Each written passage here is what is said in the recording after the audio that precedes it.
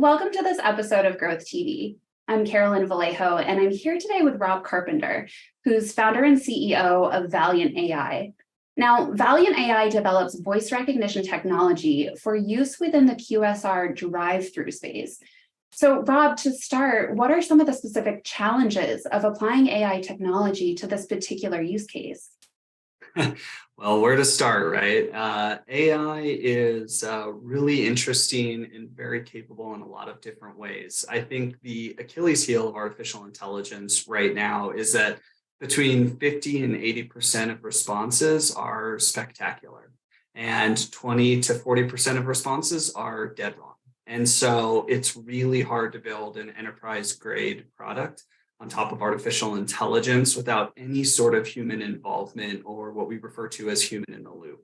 So I think that the biggest challenge is that AI needs to continue to evolve and adapt over the next few years. We need to see those accuracy rates continue to climb.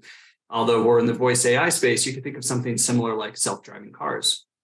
In California, you're still required to have a safety driver in the car, in the case of like a Tesla, or you have to have somebody in a remote operations center that can take over if there's a problem, think Cruise.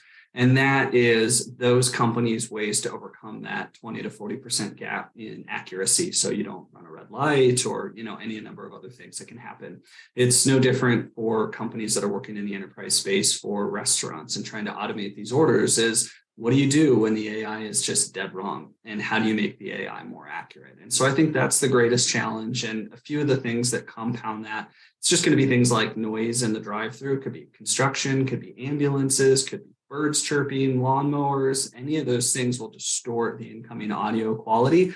And the customers themselves, they may not have signed up or be interested in talking to an AI. And so they don't really give you a lot of freedom to make mistakes or repeat. What we've seen from firsthand experience is the first time the AI makes a mistake, the customer is annoyed. And the second time the AI makes a mistake, they drive away.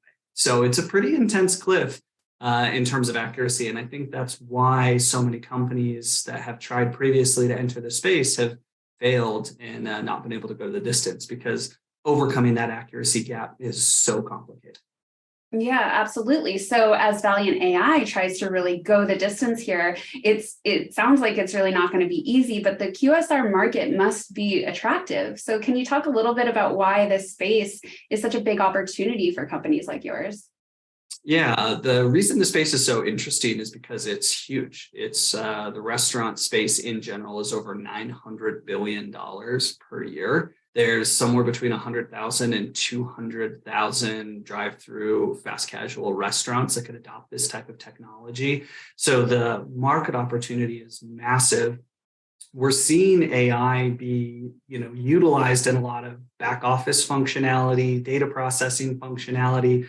ChatGPT is obviously extremely fascinating right now. That solves what one of my engineers referred to as the blank page problem. You could ask it, hey, I'm going to interview Rob Carpenter, draft half a dozen questions for me for this interview, right? And ChatGPT will do that well.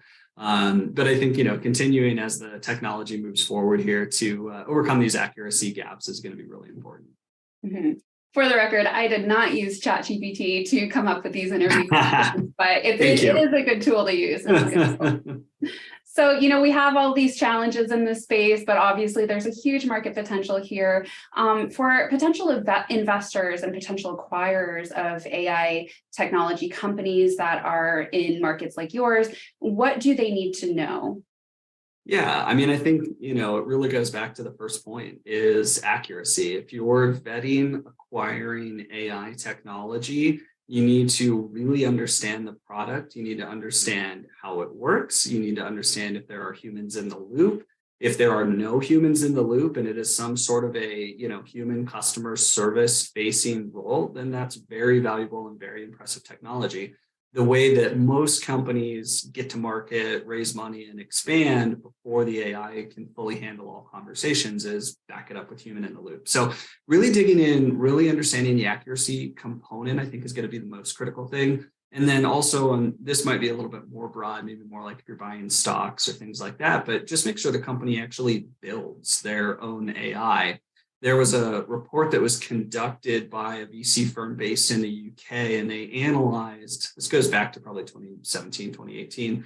They analyzed every company that had raised money in the UK, and they found that only about 40% of the companies that had raised capital as an AI company actually had their own AI. So people might grab Google's AI and say, oh yeah, we're an AI company. And it's like, well, not really. You're just a normal software company that's using an API that might have machine learning at the other end of it. So does the company really have AI, or are they just a reseller?